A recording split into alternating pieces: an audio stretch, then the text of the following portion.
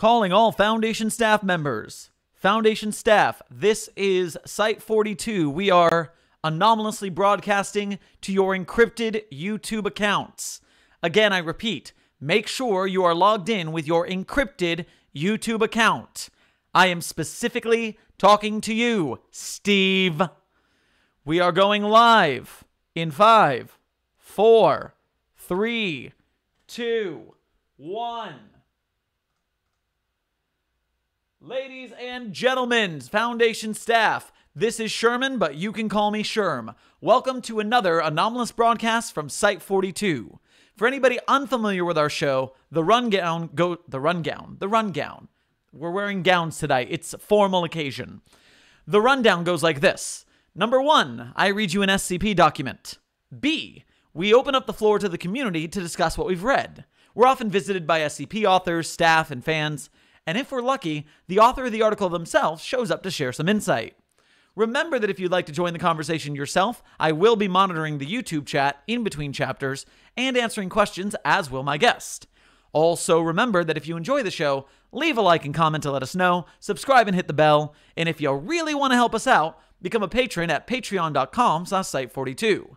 You may question yourself, Sherman, why are you so casually wearing a t-shirt under your lab coat? It's because it's hot in California today.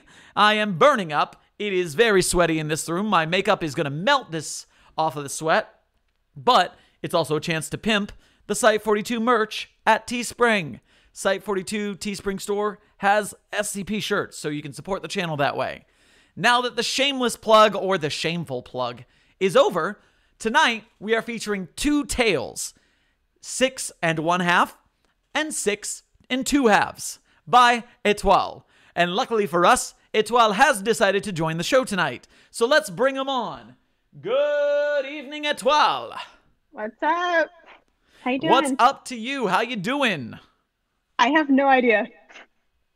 I don't know. Seems legitimate in this day and age.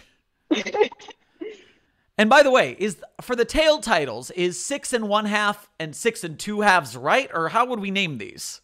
You know, it's kind of ambiguous. You can say 6 1/2, you can say 6 1/1/2 and 6 2/2, you can say 6 2. I don't care. It's just as long as it comes out of your mouth, it doesn't really matter. 612 and 622. Perfect. That's fine. Yep. Is there anything you'd like to lay out before we get into it? Please do not misgender the main character. That is my only request. Please do not misgender the main character because Shiloh is they, them, correct? Yes. Roger that. And right before we get started, hello to everyone in the YouTube chat today. We are bustling today. That one guard from TikTok is here. Good to see you, friend. Christian, hello. Happy Happiny. Yo, let's go. Grimetal, hello. Nagiros is here. Nagiros made it. Fantastic. Hell yeah. And so we got the whole crew ready. We are going into the reading now. And I have one more thing. One more thing. Sorry. One more thing. This is connected to one of my other works, but no points if you figure out which it was, because I think I mentioned the discussion page. But there's a quiz, but the quiz is open book. Don't worry about it. All right. We are starting with 6, Part 1. Yes. On an overcast Thursday morning in the summer of 1998, Level 2 researcher Shiloh Hoffman woke up as they usually did, approximately 6 1/2 seconds too late. They blinked, sat up, and rubbed the ever-present sleep out of their eyes as Maisie snuffled at their face. 6 1/2 seconds later, the alarm stopped ringing in their ears. Having confirmed Shiloh's consciousness, Maisie dutifully trotted across the room and returned with the ankle of their left leg carried delicately in her mouth. "Thank you, May," Shiloh murmured, vaguely patting the air around where it would make sense for their service dog's head to be. It always took them a few minutes to calibrate their spatial awareness in the mornings, like a computer waking from hibernation. This time, they managed to get in a solid pat or two before she left to retrieve their sock and shoe. Shiloh dragged their legs to the side of the bed, painstakingly affixing their prosthetic. It had been nearly a year now, but it was still a discomforting, unfamiliar situation. There were clothes folded up on the bedside table that they didn't remember putting there, but knew from experience they'd chosen last night. A fairly standard soft cotton t-shirt, sweatpants, and mismatched sweatshirt. It wasn't exactly business casual, but they'd been allowed to wear more comfortable clothes to work to help compensate for all of their capital I issues. Accommodations, they'd called it. Dr. Luraski had joked that their higher-ups felt bad for ruining their life, so they let them have a permanent casual Friday. Shiloh hadn't really gotten the joke. They pinned their Foundation ID to their hoodie. It was outdated, with an old picture and the title still reading Agent, Mu-4, codename Debuggers. They'd have to get that fixed eventually. And stood, unsteadily, with Maisie nervously circling their legs. All right, Shiloh mumbled, taking 6.5 seconds to ensure the sturdiness of their upright position before patting her behind the ears, more confidently now. Breakfast. Maisie led them to the kitchen, almost more aware of their routine than they were.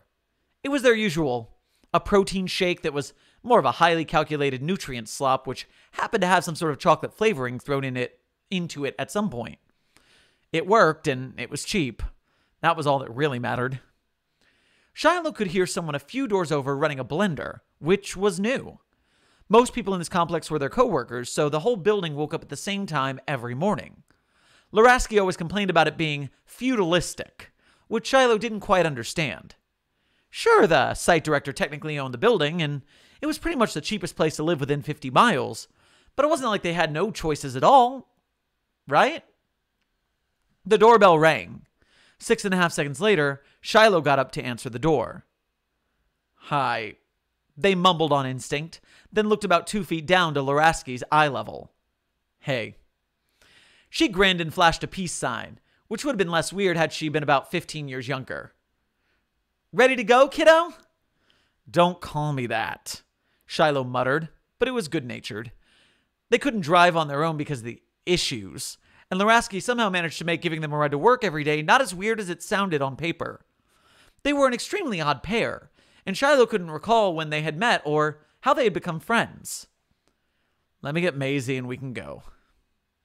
Maisie perked up at the mention of her name, then trotted obediently over for her vest and harness. She'd come pre-trained. It was one of the few upsides to everything that had happened. All right, ready. Let's bounce. Please don't say that. The drive wasn't long. Neither of them spoke, but it was a comfortable silence. Shiloh was used to Luraski driving like a maniac by now, and she kept the radio on a nice station. They usually preferred easy listening, music that didn't demand any mental energy, but the vapid pop that played on the radio asked for about as much engagement from them, if not less. They leaned back against the seat and watched the unmarked concrete monoliths surrounding Site-42 pass by. I know it's up for me. Oh, it's a song. Yeah, I know it's up for me if you steal my sunshine. Making sure I'm not in too deep if you steal my sunshine. Yay. That's a fun song. I was wondering if I could get away with that, and apparently I could. Yes.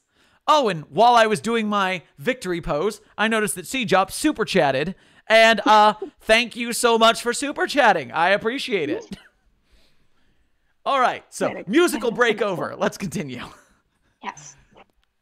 Shiloh's casual, cozy-looking outfit and permanent droopy-eyed tiredness hopefully made them look a little less intimidating. But the fact remained that they were a nearly 7-foot muscular guy in a facility that employed mostly scrawny intellectual types.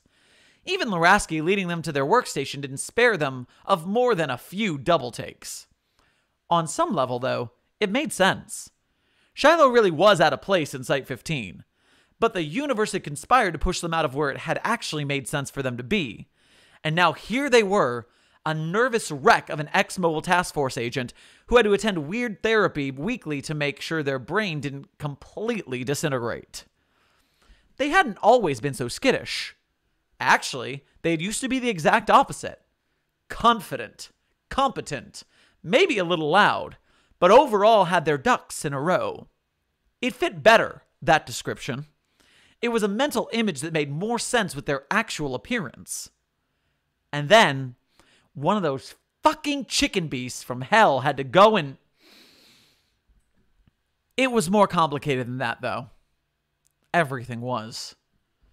In Epsilon 11, they taught new agents that there were 3 responses to fear. fight, flight, and freeze. Their job, their commanding officer had said, was to train themselves into responding with fight every time. The training was more mental than physical, conditioning their startle response to be an instant punch to the nose and a hand ready on a sidearm. Shiloh, Agent Hoffman back then, had taken to it quickly, and for a year and a half, they were invincible. And then, to put it plainly, they proved themselves wrong. It had been a standard breach call, and by then they had climbed up the ranks. Their commanding officer, Agent Oliveira, during the off hours, had called on Shiloh personally to act as a second in command. 9 of the bastards, a damaged containment chamber, and Site-114 on total lockdown. And Nine-Tailed Fox, subunit... What Greek letter is that? I don't fucking know. I don't remember. Damn it. Let me Google it. Hold on. I'll take a sip while you... Gamma. Say again? It's Gamma. Gamma. Nice. Yep. Nine-Tailed Fox. Where'd it go? It's down. There we go. Nine-Tailed Fox, subunit Gamma, was called in to clean up. It was chaos, but chaos Shiloh could handle. Was handling, at least until the instincts they thought were permanently drilled into their head faltered. 6 of them were down, and those fucking eggs were everywhere. But Shiloh had let themselves grow too confident. And then they had radioed Oliveira. And then, a gap in their memory. Crucial moments, lost to their own negligence. There was a blank space between the point they decided to take a quick breather and one of them on their leg and dripping everywhere. A disgusting slurry of marrow and tendons and blood pulled in the cavity of their skin. It was mottled red and thick and smeared on the fucking thing's face. And they had fired 2 shots into its head and 4 shots into its carcass. And then the trigger clicked 17 more times on an empty chamber, and they were frozen. That was it, really. Shiloh froze. They had fired on pure adrenaline, then slumped and waited for unconsciousness once the immediate threat was gone. The beast had gouged out their leg, lying dead to the side. The beast that had gouged out their leg, lying dead to the side. They could still hear the wailing as more of them rampaged, and all Shiloh did was wait for blood loss or shock or another one of those fucking things to finish him off. Shrieks reverberated through the halls of Site-114, and Oliveira's face faded to static. For 26 minutes, everything was over. They kept track of the time, stared at the digital clock across the hall as they waited for their vision to go black. Somehow, though, it had still felt like an eternity before Oliveira managed to find them. By that point, they were done with the dry heaving, done with the choking on bile, done with the twitching and writhing to somehow make a half-dissolved leg easier to bear. All they had left to give was shallow breaths and a limp body trembling with feverish shock as Oliveira slung them over his shoulder and started towards the medical ward. He was everything a Mobile Task Force agent should be. He had been injured. There were gouges on his arms where the spit of those things had gotten on him, but was still on his feet and alert, even with bits of blood and flesh spattering his tactical vest. Shiloh cursed their own cowardice, then hated himself for not being able to prevent it, or at least to help. Oliveira didn't seem angry, though. He talked to Shiloh as he carried them, managed to find the words that weren't empty, soothing, "You'll be okay, and you did well, and everyone else is all right, and you're gonna be okay, Hoffman, I promise, just stay with me." The necrosis-blackened remains of their leg, barely attached by half-melted skin and muscle fibers, succumbed to their own weight and hit the floor with a sickening smack. From then on, everything was dark. Shiloh came to with the sounds of various discordant beeps and murmurs ringing uncomfortably in their ears. It was an unfamiliar room. They had been invincible. What reason did they have to be in the medical ward? And they didn't recognize most of the faces except that of Oliveira, who had fallen asleep standing up across the room from them. They couldn't recall exactly what had happened, but They remembered thinking that if Olivier was there with them, it had to be okay, right? As much as they could manage through a haze of sedatives, Shiloh had smiled. Shiloh came to, and their leg was numb. Their leg. Their fucking leg. Olivier, please, you have to help me. I can't feel my fucking leg! Someone held them down, stuck a syringe into their arm, and spoke to them like they were a frightened animal. They couldn't remember when they had stopped thrashing. Shiloh came to, and there were hundreds of butterflies all over their body. The room swam. It smelled like blood and rubbing alcohol. They tried to say something, but it came out upside down. Shiloh came to. That lovely drug haze faded but still present. Pain throbbing in their leg was gone. They remembered now. Their leg was gone. Melted and sticky, splattered on the linoleum floor. The space where their leg ended was covered by a sheet now, and Shiloh assumed that meant it was still too gross to look at. They choked on something for certain. Maybe a memory. Maybe a feeling. Coughing and retching as the pain and the sights and sounds crashed through their head again in waves. Some attendant, a nurse maybe, hovered over them as soon as they started dry heaving, talking to them in a high-pitched voice, but they couldn't understand. Couldn't make anything out under the static buzzing in their ears. Fuck. They gasped out. Phantom aches, stinging muscles that weren't there anymore. Fuck. Fuck. Hoffman! Shiloh! Hey, listen! A familiar, slightly accented voice. A familiar, tall, blurry figure hurrying across the room to their side. Olivier took their hand in both of his, rubbed it lightly with his thumb. Hey, you're okay. Too much accent. Hey, you're okay. Oh, you're right. Yeah. You're okay here. I'm here. Look at me. Look at me. They coughed, wiped their mouth, swept at the heat starting to prick at the corner of their eyes. The memories were frozen deep in their lungs, seizing their chest and racking them with guilt. Freezing up again, just like before. I fucked up. Shiloh took in a heavy, forced breath, more shaky than they wanted. I fucked up. I'm sorry. Look at me, Shiloh. It was more firm now, and that familiar, authoritative tone combined with their seldom heard first name forced them to gaze up. Oliviera looked emotional, but what about they couldn't quite tell. It's not your fault. You got the worst of it. Everyone else was okay. You did well, understand? It's not... Don't blame yourself. That's not like you. It was almost too intense to bear. Shiloh shrugged noncommittally, letting their eyes wander to the abrupt end of their leg under the sheet. Thanks. They took another shuddering breath. So this is what was happening now. This was reality. Unavoidable. You don't have to... It's fine. I'll be fine. Sorry. Stop apologizing. Olivier's voice sounded clouded with worry in a way they'd never heard. I mean, Jesus, you were... He cleared his throat. The surgery was rough. He was infected. You weren't taking to it well. It was bad, okay? I thought we'd lose you. He squeezed their hand again. Cut yourself a break, will you? Shiloh mentally filed it away to take to heart later. Surgery? You were out for a few days, Hoffman. Olivier pulled his lips back in a grimace. It's all patched up now. They tried to ask you what you wanted to do about keeping your knee, but you haven't been lucid enough until today. They didn't feel very lucid. Oh. A pause. I don't know. Olivier's expression shifted almost imperceptibly. He sighed, leaning back in his chair, letting go of their hand in the process. Its absence ached a little. Shit was rough. Oh, Olivier. Shit was rough. I hope they let you get some more rest before they start pestering you. He paused, visibly swallowed. I hope we can work it out.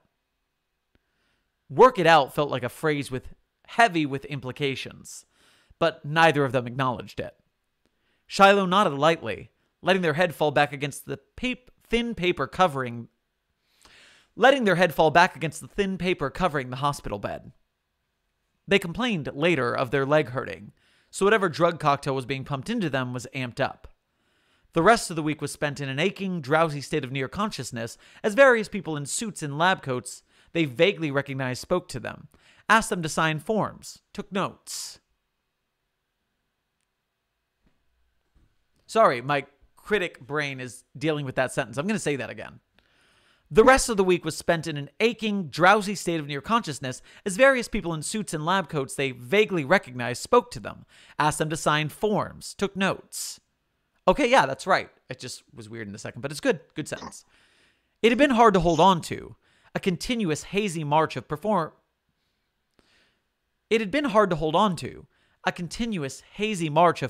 admirably, and of course there will be compensation, and we're sorry, but, and no... Okay, I am taking a break for this one. In this sentence, at least from my opinion, I would like to see the things they're saying in quotation marks. Yeah, that would probably make more sense.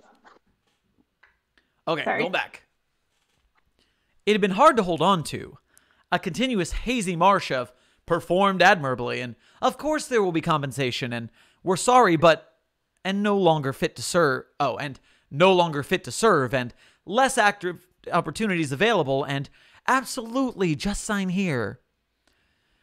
3 Fridays after their leg was torn off, Shiloh left the medical ward with... Medical ward? The medical warble. Shiloh left the medical ward with crutches, a prescription for 15 milligrams of an anomalous opium compound, and the job title Stationary Agent of Mobile Task Force Mu-4, codename Debuggers, subunit Alpha? Theta. That's Theta. Say again? I know that one. Theta. Zeta? Theta. Zeta. Beta. Zeta. No, Theta. PH Theta. Thank you. It's just enough wrong on the speakers that I'm listening to that I couldn't tell. Theta. Subunit Theta. They didn't remember when it had happened, just that it had happened. Not a demotion, the woman in the suit had cheerfully informed them. Not a demotion, the woman in the suit had cheerfully informed them. A skill-based reassignment. They almost admired how easily she lied to their face. They were given a week of paid leave to recover, then transferred to Site-15. New terminals, but it's not like that'll make a difference. You with me, kiddo? 6.5 seconds later, Shiloh shook himself, sighed forcefully. Yeah. Quit calling me kiddo. Quit calling me that. Good, because this is our floor. Laraski grinned, holding her hand over the elevator door to keep it open. After you. Shiloh stepped out into the hallway, Maisie's claws click-clacking on the linoleum beside them. They missed Oliviera. Is that... Good. How do you say that name? Olivera? Or No, was you got it right. Okay, cool. All right, that is 6 first half. Woo! Yes. That's good. I would say Shiloh's voice isn't quite so like husky in my mind. I think they just sound kind of tired all the time. Yeah, the reason I went a little huskier is only because I imagine like drugged up, sad, hurt person. So I went a little lower than I guess what that they're makes sense. Yeah, They probably sound a little like little less when they're not grumpy and drugged. Yeah, they're just kind of tired all the time. That makes sense. So yeah, any notes, things you want to talk about the first half before we get into the second half? Let me think. There's like an implication that people sometimes will miss, and I'm trying to remember what it is. Oh, like Olivia asked them, like they wanted to ask you what to do about keeping your knee, but you weren't like conscious enough, which implies that they made the decision without their consent, and they take it as a question. They take it as a yes or no question and answer, I don't know. Which I think is just like a sad thing that gets missed on first read sometimes. Yeah. I will tell you, reading this, I read it once when you first put it out. I gave it my upvote. And by the way, everyone, remember that if you like stories that are on the channel, you should go upvote them on the wiki if you have that capability. Please. And so what I notice, like reading it out loud and making sure I really process everything a second time, your talent for describing the grim, painful minutia of dealing with an injury like this it hits like, whoa. Oh, thank you. I am You're- duly impressed. I am duly impressed. Thank you. I am not an amputee, so I guess I'm just good at making stuff up. Yeah, I don't know how to say this in a way that doesn't sound weird, but I really like. Oh, thank you. I really like writing like visceral descriptions of things, whether they're like nice or not so nice. And this is a not so nice case. I just like getting excuses to go into really visceral detail. The George Jar Jar. No, not George Jar Jar. George Jar Jar Binks. George Jar Jar Binks. Misa win the Game of Thrones. Okay. Hello, everyone in the chat who got here in time for Misa win the Game of Thrones. Oh, God. What were we talking about? Oh, yes. What I was going to say is that there's really not a lot that happens in this story. You get, okay, he was injured. They were injured in the field. They were in the medical ward. This is their new job. But you filled the story with so much detail of events that I never got bored despite the fact that nothing was happening. And that's really impressive. Well, thank you. Yeah, I mean, I like to kind of juxtapose really intense shit with really, I guess, boring would be the right word, like boring shit. And it's a little bit hard to balance like intense descriptions with intense descriptions of institutional ableism, but I'm glad I was able to balance it okay. Do you have any preface before we get into part 2? This is the one that got more of a weird reception, and I guess I'm trying to think. I think someone made the point that you could technically read these in any order and it would still make as much sense because 2 completely different things happen in them, but this does take place immediately after the last one. And they are connected, I promise. Cool. And yeah, the way that you're already having in number 1 kind of a time jump where we get this is present, this is what brought us to present. Right. Stories like that, you can always kind of flip around and call it a prequel or something like that. Yeah, I mean, I could do that if I wanted to, but I'm not going to. All right, ready for round 2? Yeah. Let's do it, gang. 6, 2 over 2. The lights down here were too bright, too artificial, and too real all at once, forcing Shiloh to perceive everything in perfect clarity. They closed their eyes for a moment, letting Maisie guide them forward. It helped. Where's J.R. Isle again? Probably on the... Junior researcher. Say again? It's short for junior researcher. Okay, junior researcher. Where's junior researcher Isle again? Probably in the break room. Shiloh blinked at her slowly. What? Laraski repeated, patiently. Shit. They pointed upwards, then made a fist, parted with their thumb, and then pointed loosely to the side. American Sign Language, DNP, did not parse. Her face softened, and she clicked her tongue in sympathy. Another one, huh? I guess you can make an appointment with the memeticist after we're done today. This sort of thing hadn't happened in a while, but Shiloh supposed it was only a matter of time until something else was swallowed up by the slow-healing memetic sludge occupying part of their brain. At first, it had been broad, sweeping concepts, unreachable in their entirety. One week, they just lost the ability to read. Another, they'd had to manually breathe until the ability was coaxed back via something they'd called conceptual association therapy. Christ. Yeah. Lately, they'd been getting lucky and only losing words. It was livable, and they'd been able to retrieve whatever had been lost after an hour or so of drawing connections between things that seemed entirely unrelated, until everything clicked back together. Still, though, it was a bit scary. A hole in the world where a word should fit always robbed them of speech, leaving them to old habits, if only for just a moment. Sidebar, tangent, I'm having an emotional moment. Oh? One of my grandmothers, before she passed, God rest her this year, had a fall that ended in a head injury, and while she recovered, she lost a lot of her vocabulary.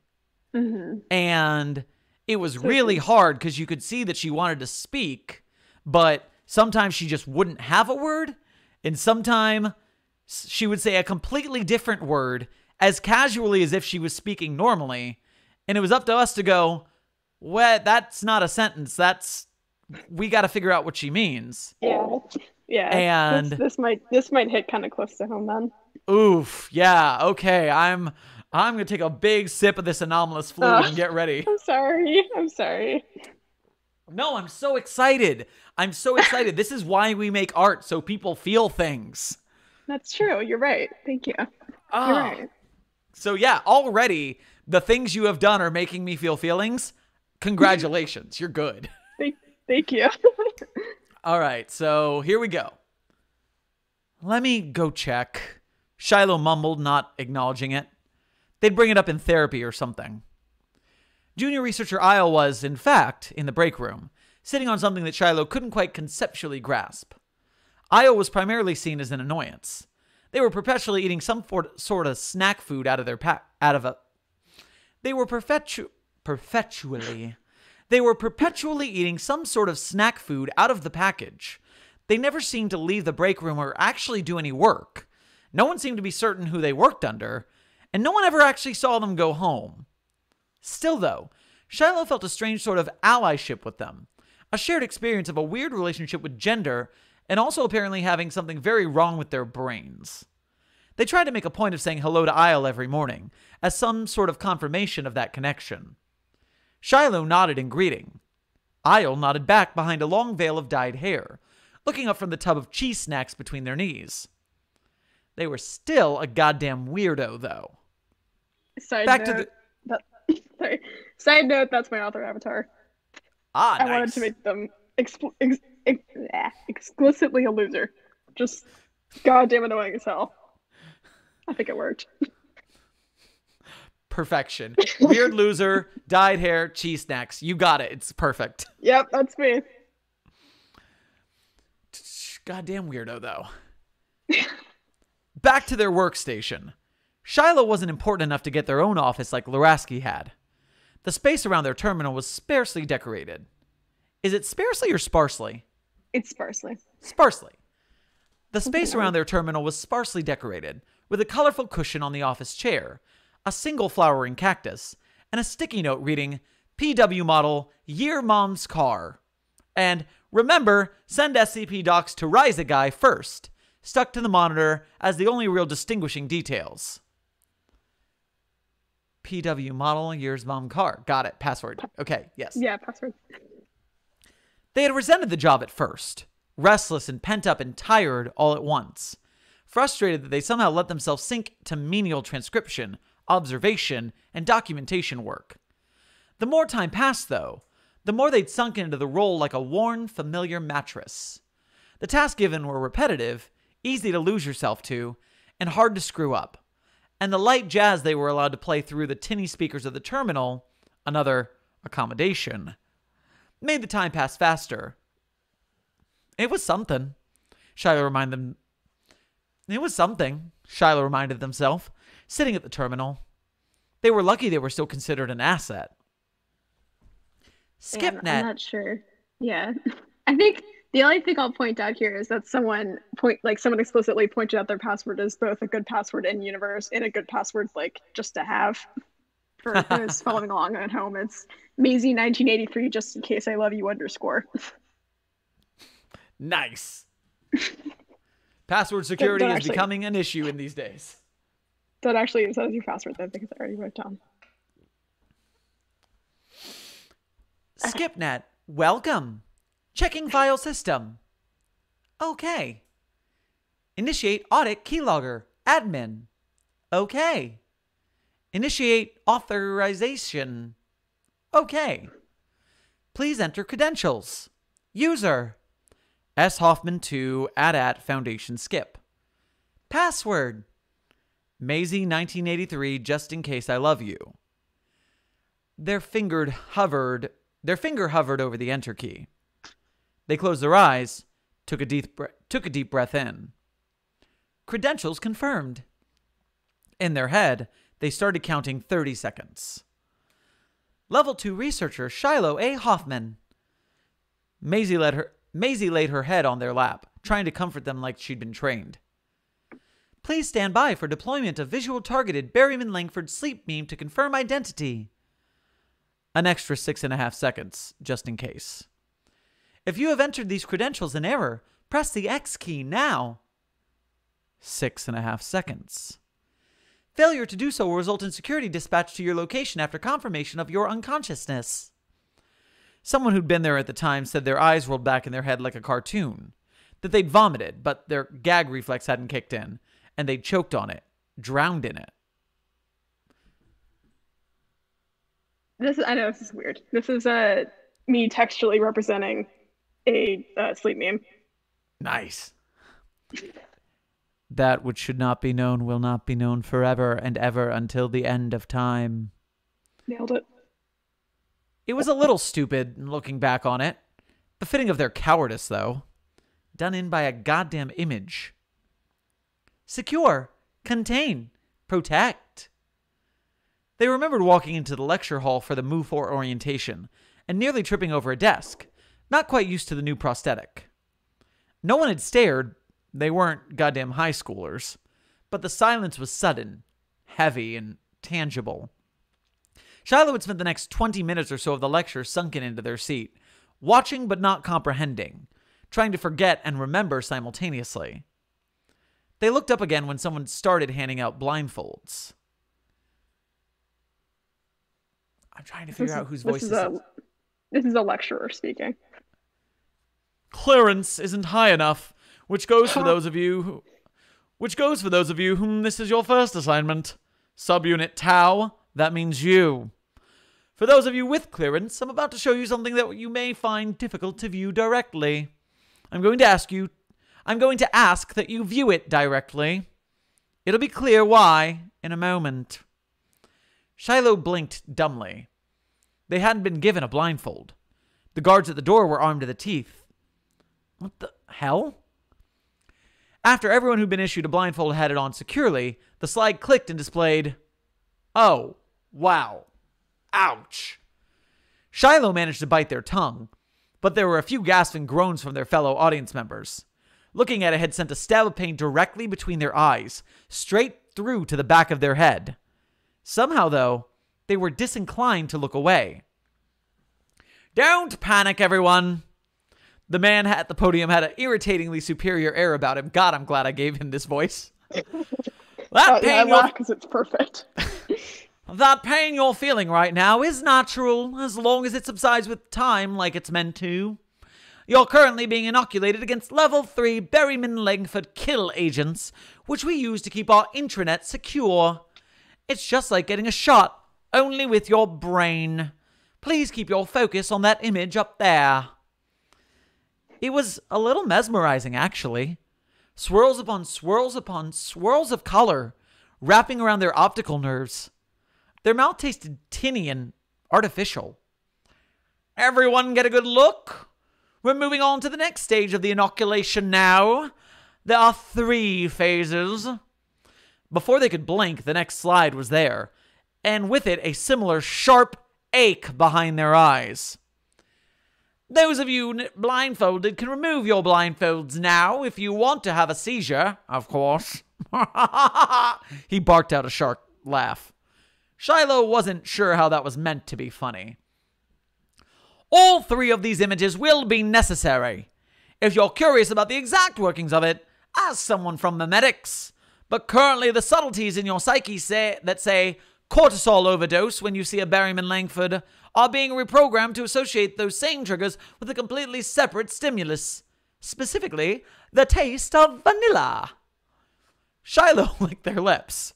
There it was, faintly sweet and alcoholic. All of this was getting to be overwhelming. We've chosen that trigger to make it obvious to you that the inoculation is working. All of your inoculations won't be that obvious, though. Just try to keep it all straight. It sounded like some sort of magic. Too blasé for something that was supposed to be deadly. But they suppose they should have been used to it by now. They sat up, reminded themselves to focus. The side clicked again, and the pain spiked, and then settled into something approaching a tolerable migraine. Give that an eyeful for a minute or so, and you should be fully inoculated. Vanilla, rich but artificial, sticky in their mouth. Pain, pain, dull and overbearing. Was that it? Were they safe now? Their gaze flicked away, then back. Another sting behind their eyes, piercing their skull. Had he said it was normal for the pain to stay intense? They couldn't remember. The space where their leg used to be was aching again. At the time, Shiloh had decided just not to bother anyone about it. They tripped over their desk again on the way out. 4 weeks later, Agent Hoffman of Move 4 Codename Debuggers Subunit Theta Yeah. was given their first high-clearance assignment. Actually, the whole subunit was, but they hadn't been meshing well. Despite working with electronics, Move 4 still did field exercises. Shiloh physically and contractually couldn't participate in them, placing them at an awkward, pitiable distance from everyone else. Still, the transition hadn't been all bad. Site-42 was where they'd met Laraski, and even though they didn't work together directly, Shiloh remembered watching her scratch Josie behind the ears as she rubbed her face all over her monitor. Half cat, just excited. Yes. I'm also surprised because I did the reading today for the Dash J about the Panopticon. Yes! Which the punchline is the back half of Josie.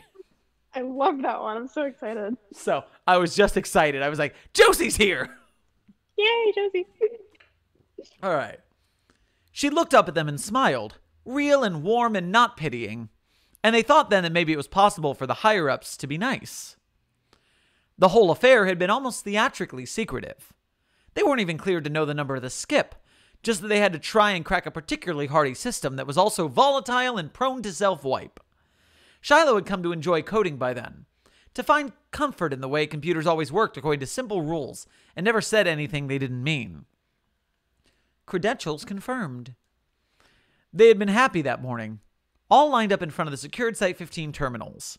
Excited, even. Welcome, Agent Hoffman.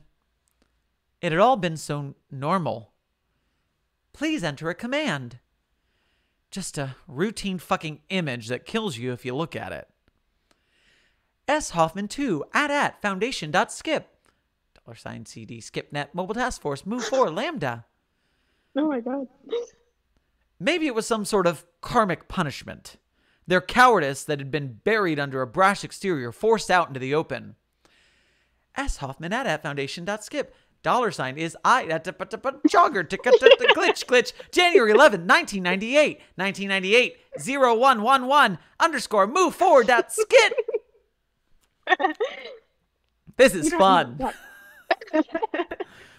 Maybe it was this fucked up job's fault. S. Hoffman 2 at Foundation skip $ XDG open 1998 0111 _ move for skit. Info on SCP redacted is strictly classified level 3 secret. But did anyone deserve this? By continuing, you consent to exposure to a lethal mimetic agent. Did they deserve the Black Moon howls to sacrifice herself for the pack? This is the part where it gets weird. 6 and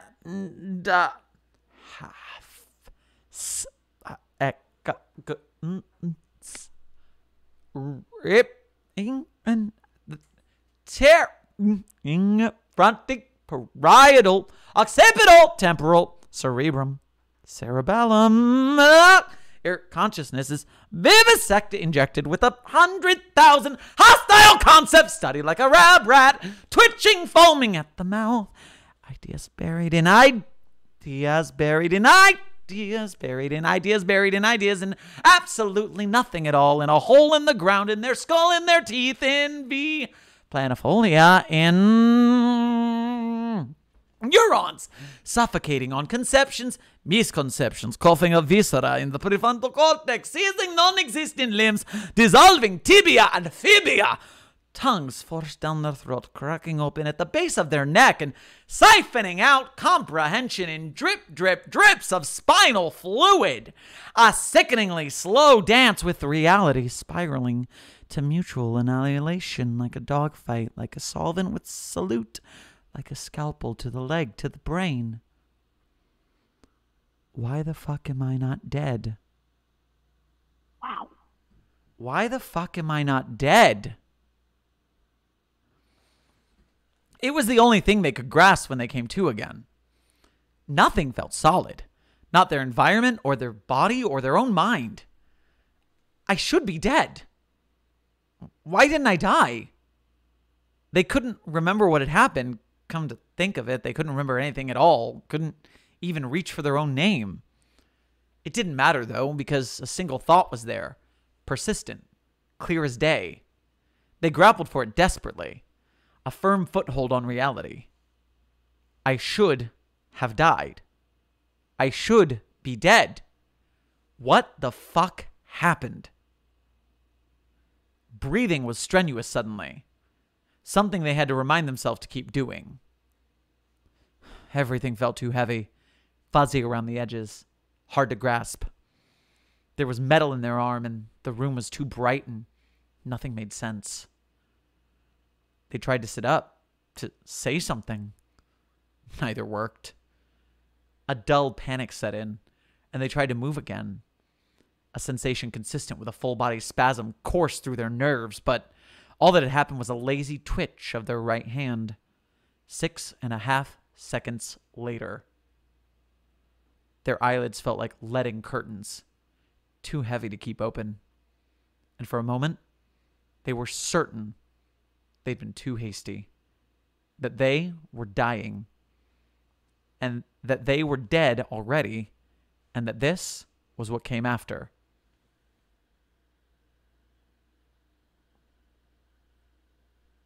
Someone they didn't recognize approached them, and at first they thought they had gone deaf. After a moment, 6.5 seconds to be precise, they realized that they could hear the woman in scrubs speaking to them perfectly clearly, but the words were getting lost somewhere in their brain, not quite reaching the language parser. It was like a foreign language that they recognized by sound but couldn't translate. And yet they knew it was plain English, but they couldn't understand. None of it made sense. Nothing was working. In a last-ditch attempt at communication, they tried forming a sentence on their own, but they couldn't even get as far as putting the words in order until it all fell apart in their head. And then their nurse finally woke up and they started panicking. They ended up on the floor somehow in their frenzied state. Something, they weren't sure what, felt bruised, and for the first time they registered blood around their ears, dried and flaky. They knew that was bad, but not why. The person approached them, an unsettling amalgam of incomprehensible humanity, continuing to speak and make facial expressions they couldn't connect to a meaning. She held them still by the neck, then plunged a syringe into the crook of their elbow. With the action, something clicked in their mind, a scrap of familiarity. They were in the medical ward. They now recognized. Somehow, they'd screwed up again. The drug haze rolled in like a fog, and their body went limp again, muscles ceasing to respond. Their mouth wouldn't cooperate with the instinctive signals their brain was sending. But as their vision clouded, they made 3 last futile attempts to produce speech. Oliviera? Mom? I'm sorry.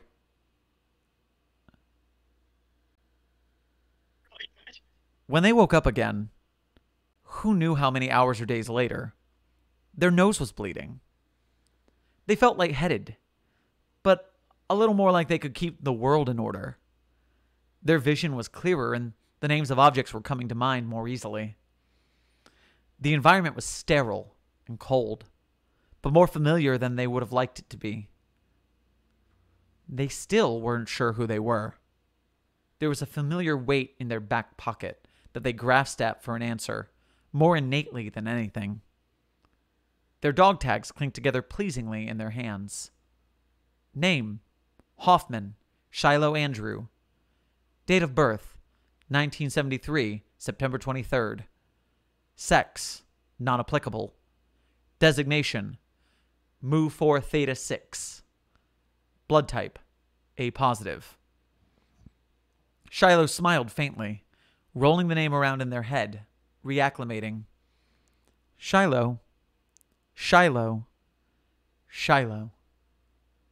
Their name was a comfort at this point, a blanket of familiarity they could wrap themselves in.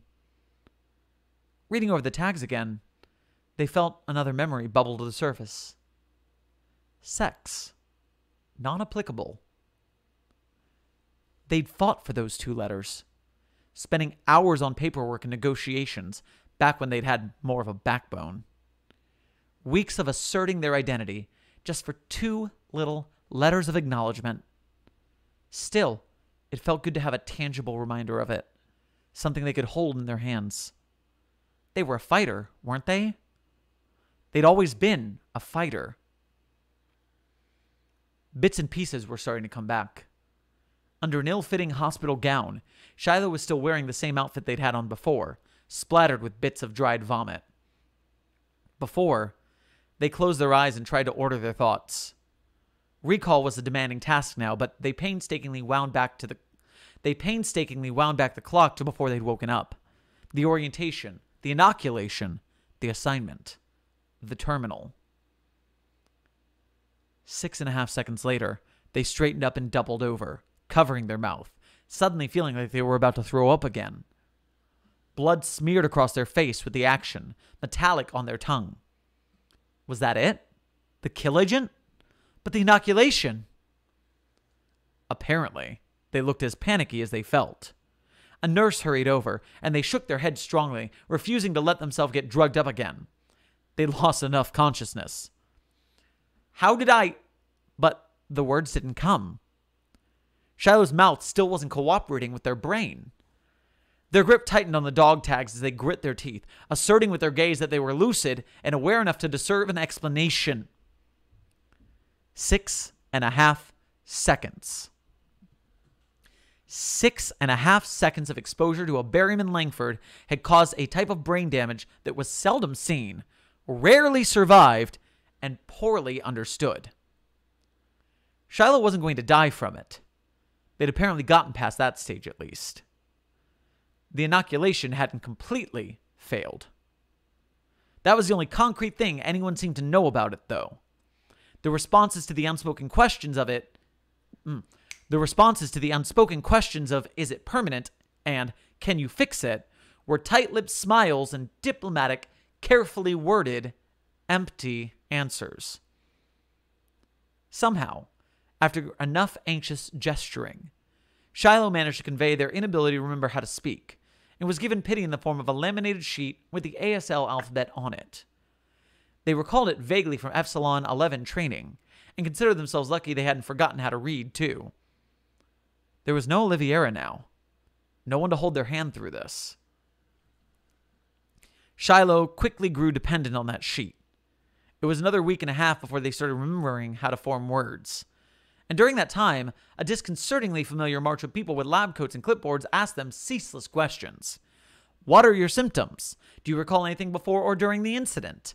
Were you fully mentally engaged with the inoculation procedure? They had painstakingly spelled the answers out letter by letter. Usually, it took hours. The questions sometimes had words missing from them, bits that their brain hadn't healed enough to comprehend. And to those, Shiloh just shook their head and watched them mark DNP for did not parse on the assessment forms.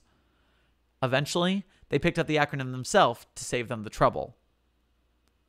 Stunted reaction time, limited spatial awareness, aphasia, reduced gross motor skills, cognitive delay, loss of memory, confusion, lightheadedness, and conceptual dissociation, whatever that meant, was the official list of symptoms. They were a case study. A miracle, technically. Shiloh wasn't sure they particularly appreciated it. Bits and pieces of the image still flashed behind their eyelids whenever they blinked, seared into their retinas, carrying a pulsing headache and a vague feeling of loss with it. During that first week, Laraski had come to visit them in the medical ward a few times. It was strange. They were barely acquaintances, but it came to be the highlight of their recovery.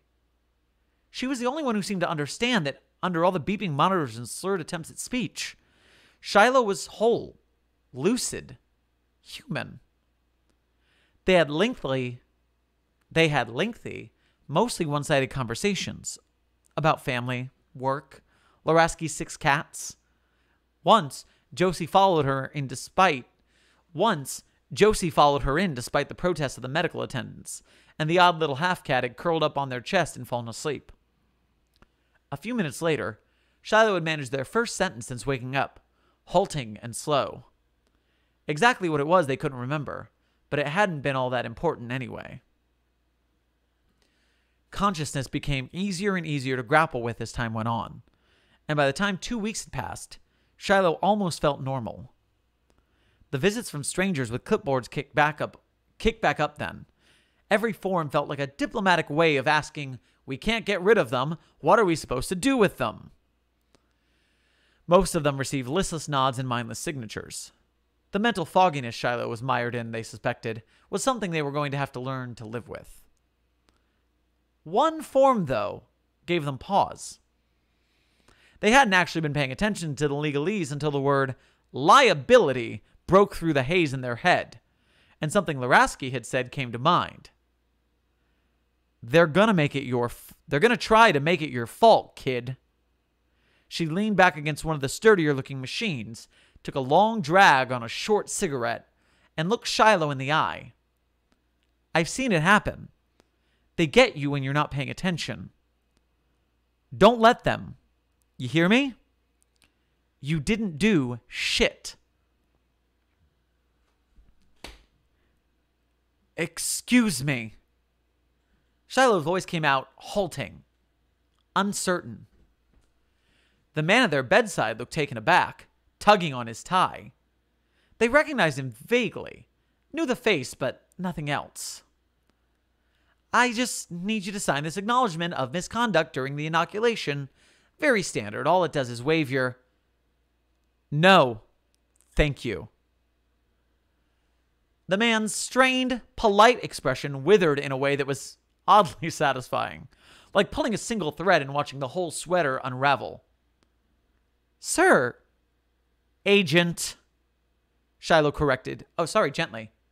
Agent. Shiloh corrected, gently. Harry, did you put your name in the goblet of fire? Gently. He pressed his lips together into a thin line, adjusted his glasses. I hope you understand the inconvenient position you're putting me in here. Shiloh considered their response. They could feel the man's growing impatience, and mentally acknowledged it, but made no effort to appeal to it. I need to approach this with a clear head. A pause. 6.5 seconds to assess his reaction. I'd like some more time to recover before I make a decision. Their tone was polite, almost meek, but their voice didn't shake. I'd like some more time to recover before I make a decision. There we go. Another silence, spent carefully arranging words in their head until they were certain of their order and meaning. Unintentionally, they interrupted him. Intentionally, they continued to speak. I want to put in a request for compensation. If it's possible, I want to look into getting a service animal. Shiloh spoke slowly and deliberately, with a core of certainty under the polite phrasing. The man had given a tight smile that poorly concealed a wide range of strong emotions, tucked the form back into his folder, nodded curtly, and left. Shiloh allowed himself to breathe. Consciousness confirmed. They exhaled, sudden and forceful, and ratcheted forward, nearly slammed their head on the screen. Fuck! Holy shit! Get over it! Welcome, researcher Hoffman. Maisie whimpered, pawed nervously at their intact leg. How long had they not been breathing? Please enter a command. I'm okay, May. She was a smart dog. Shiloh didn't remember her being trained to tell when they were having flashbacks. I'm okay. Good girl.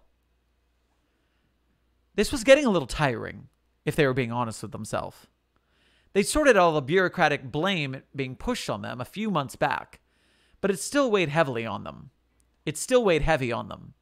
All those pitiful gazes, all those invasive questions under the pretense of sympathy. It felt like that scrutiny had never really stopped sometimes. Somewhere, deep and innate, they knew there was extra weight on their shoulders. The metaphorical sword of Damocles poised above their neck and ready to sever their throat the moment they no longer proved useful. It wasn't all that dramatic, though. Really, Shiloh just wanted to be left alone nowadays. They'd had enough of being studied, and more than their fill of having to assert themselves as human. 6.5 seconds after she'd spoken, Shiloh registered Dr. Laraski behind them, addressing them directly. Sorry, what was that? We've got a new assignment. Laraski ran a hand through her hair. It did absolutely nothing to tame the utter rat's nest of a bunch she sported. Stationary task force, actually. It's some sort of new web-based surveillance skip, and you and I are supposed to figure it out. A pause. She fished out a cigarette from her pocket. Well, us and like 6 other people. Shiloh blinked at her.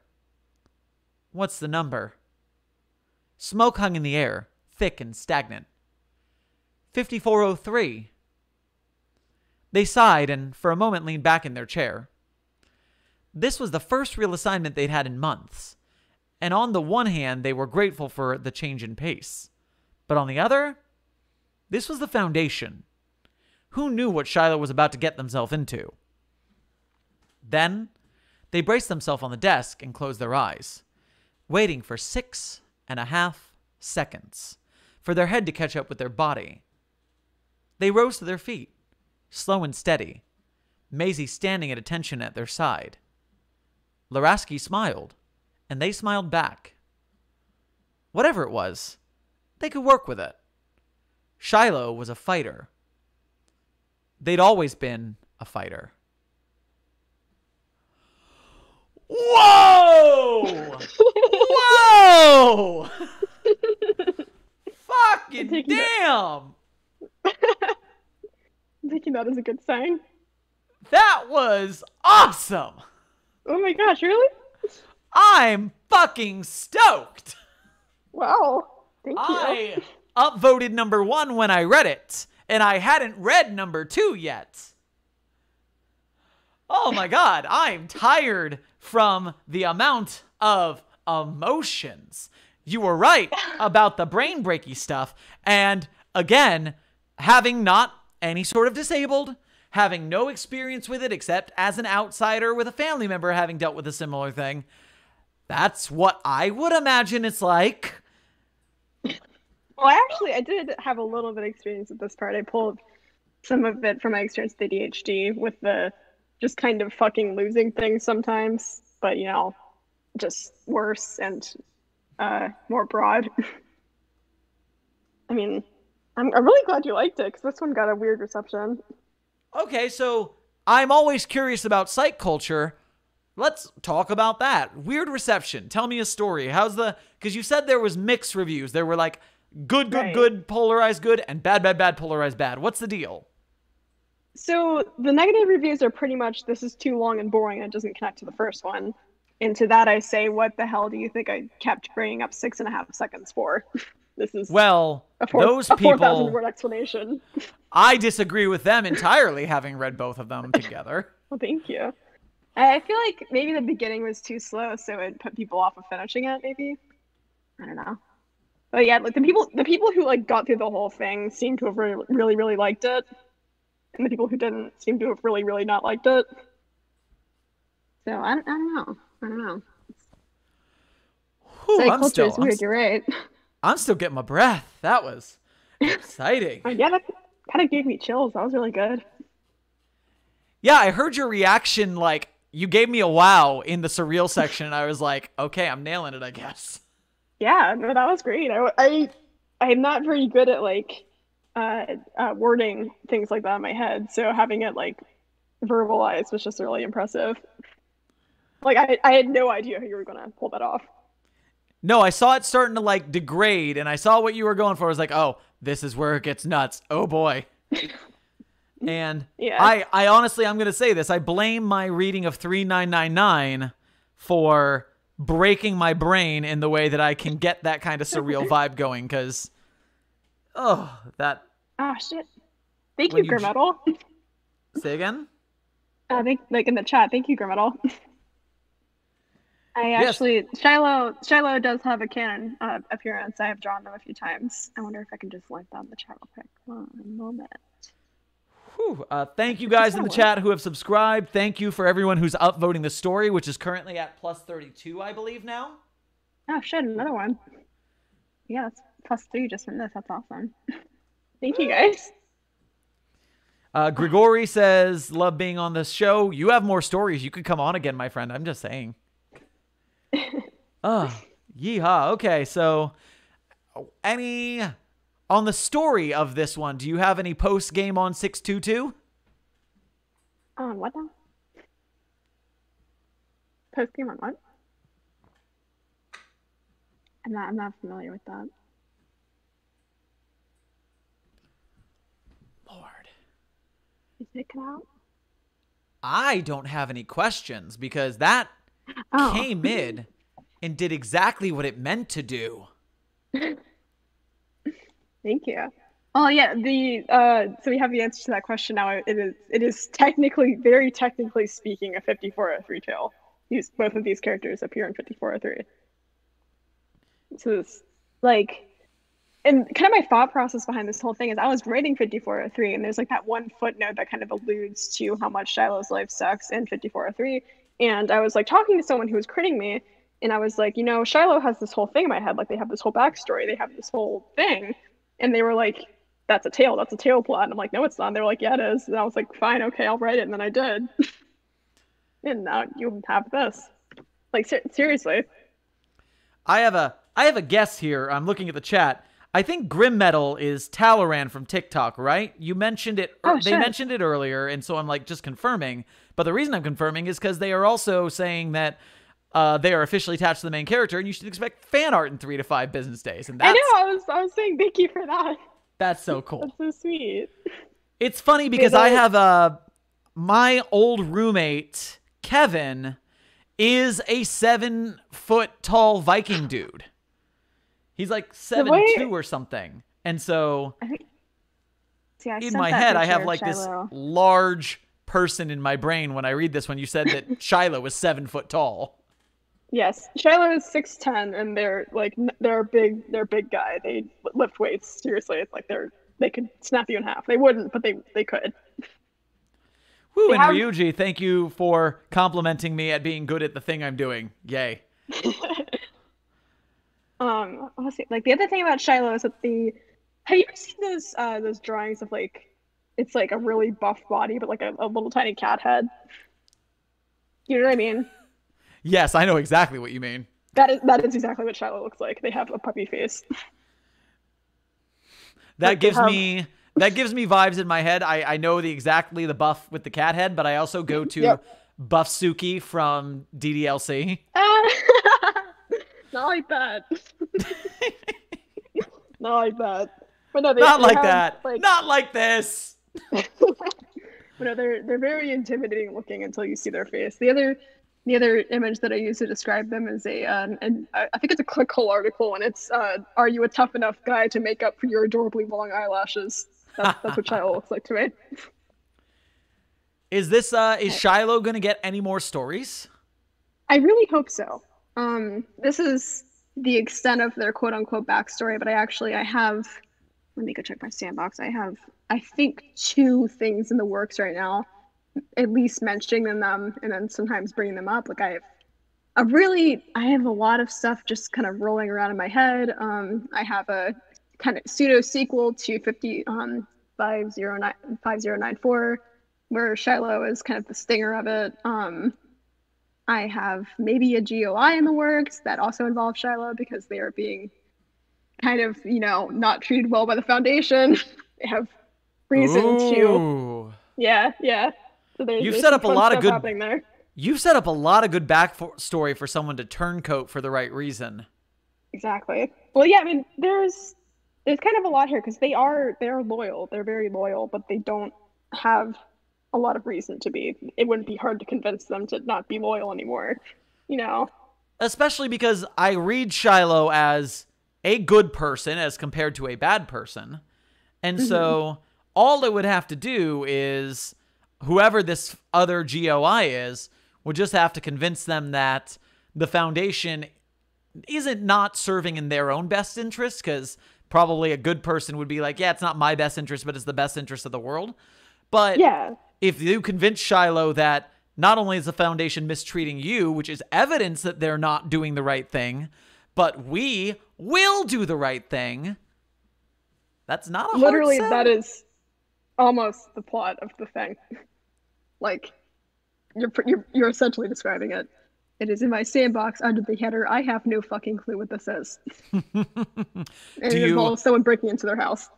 Can we have a hint of which GOI you're considering? It is one that I am inventing. So, ooh, I could say the name, but you wouldn't recognize it. Exactly. See, because I'm going through my head and I was trying to think of like who would be worth it in the current Foundation verse, and like Chaos Insurgencies got a good moral, but they're a little too anarchic. Yeah. Like they're a little too chaotic. So, I can't imagine. Right.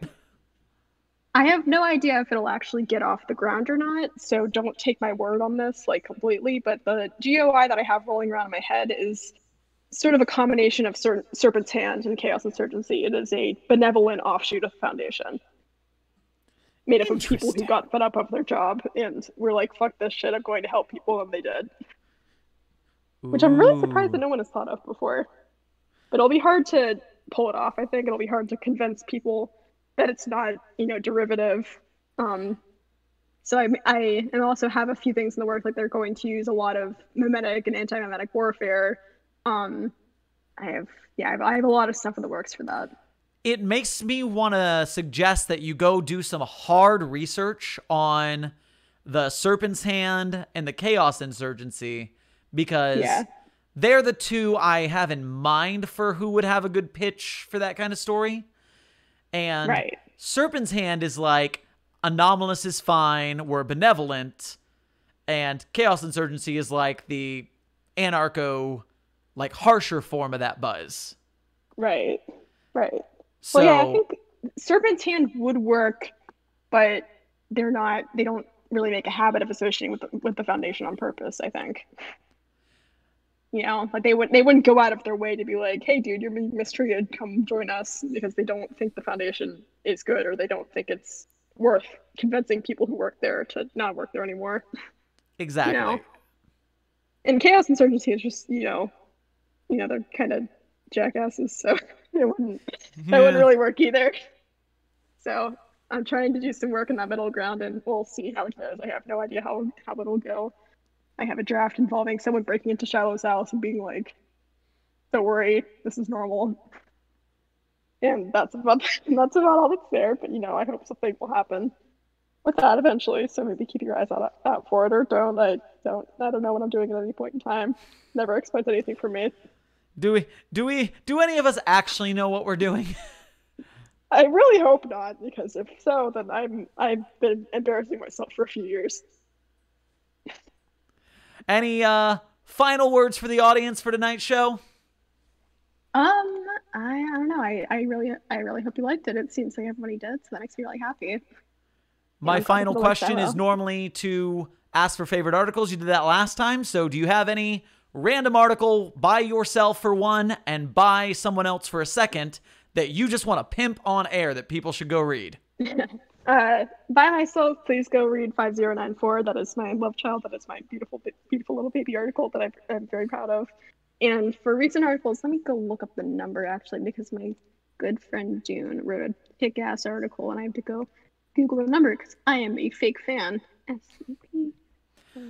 And while Etoile is looking this up, I'm just going to point out that we're introducing a new section of the show after I sign off from the author, where I answer the rest of the chat before I sign off, because I feel like that's a good thing to do. That's probably a good idea. Anyway, all right, it's 5818. Frankenstein Burger King. Please go read. Oh, I saw that in the request line. I was thinking about doing that for a reading. You should. It's fucking hilarious. It's great. And the author is also... And right now it is at plus 69. Nice. Perfection. It's a good one. It's a good one. Everyone go give it a read, please. All right, Etoile, thank you so much for joining us tonight. Yeah, thank you. This is awesome. You have a good rest of your evening. I will sign you off here. All right, thanks. Be safe, be well. You too. And as a final sign off, let me take a quick chat scan real quick to make sure I answer everything we've missed. Let's see. So yes, Talaran, I'm sure Etoile is super excited about that fan art. I can't wait to see it myself. C-Jobs. It's funny Sherm gets thousands of followers on TikTok, and now it's illegal. Guys, you have no idea how annoying that is. I've been on YouTube for 5+ years, and we are at this, like, comfortable 11,000 on our way to 12,000. And in 2 months of TikTok, I jettisoned to 23,000 in 2 months. It turns out that I'm just better at TikTok. I am the Thomas Sanders of SCP. I should have been on Vine. But I only hope that TikTok stays alive and that our Site-42 fam keeps growing, because TikTok is wonderful and these short meme videos and advice videos are helpful. Hug Shiloh if they were real. Yes, hashtag Hug Shiloh. It's adorable. They are the best. Sherm, what level of clearance are you? You never specified. So, when I do my YouTube videos, because it's me and I play different roles, I have a headcanon where there is a Site-42, of course, where, anomalously speaking, everyone accidentally becomes a Sherman. Being a Sherman is contagious. And so there's a Sherman of every variety on Site-42. There is MTF Agent Sherman. There is Level 2 Sherman, who's buttoned up and nice and very professional. There's Level 4 Sherman, who's a drunk and disheveled because he has seen some shit, and so he is coping the best way he knows with poison. Later on, we'll get to 05 member Sherman. I canon 0513 just because I like the number 13. And so that's where I have that in my mind, that in Site-42, the Sherman is every level of clearance. C-Jobs, let them meet 999. Shiloh deserves some time with 999. That's fair. No one really tries to headhunt for the Serpent's Hand. It's all volunteers, basically. Exactly. This kind of like a version of the Serpent's Hand, maybe a certain sect who were headhunting because they were more militant but not chaos insurgency militant. Makes sense, but we'll see what Etoile does. Keep writing. C-Jobs love this one. Fuck yeah. Just Etoile, if you watch the end of this video, Jesus, these 2 stories were so good. I enjoyed them so thoroughly. You did a great job. Like, my emotions, my heart, you got me. This is Poggers out of 10, new section.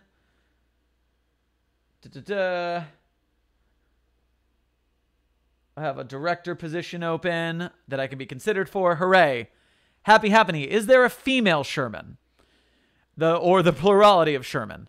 So, right now, okay, so I have the SCP article in my head, and my joke is that it doesn't matter if you are man or woman or anything like that. If you come in physical contact with one of the Shermans in Site-42, you literally transform into a Sherman. It is contagious. And so there's a ban on bringing women onto the site, or anyone really, but someone like snuck a woman in because I myself am mostly straight. As Katie tells me, I am like a percentage bi or something like that. We'll do the math. No one's purely anything. It's a spectrum. But one of the Shermans brought in a woman for conjugal reasons, and they were turned into a Sherman because of course they were, and so that's breaking the rules. But that's a joke that if I were writing this article, if it weren't a complete vanity project, I would write that, and that would be one of the jokes and bad situations in it.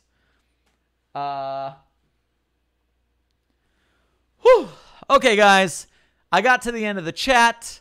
I hope you guys had fun. I hope you enjoyed the 2 tales today. Make sure you upvote them if you enjoyed them. Make sure you like the stream if you enjoyed the stream. We're celebrating because the Site-42 Patreon now has 30 patrons. That is more than we had at the beginning of this week. That is amazing. Thank you guys so much. We are going to grow the YouTube. We are going to grow the TikTok. And that web series I want to make, once we're out of quarantine and we have the ability to actually go out and meet people again, well, that would just be great. And we can film these things. So thank you guys for being on the adventure with us. I hope you had fun. I hope you enjoyed the readings. You guys have a good night, and I will see you in the next video. And banner.